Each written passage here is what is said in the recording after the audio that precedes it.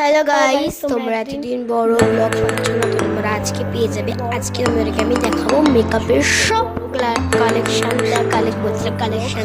তো তোমরা দেখতে পাচ্ছ আমি তোমাদের দেখানোর জন্য এখন আমি বসেছি। আর ওই দিকটা প্রচণ্ড আলো, দেখো বারবার করে পড়ে যাবে ফোনটা, তোমরা দেখতে থাকো।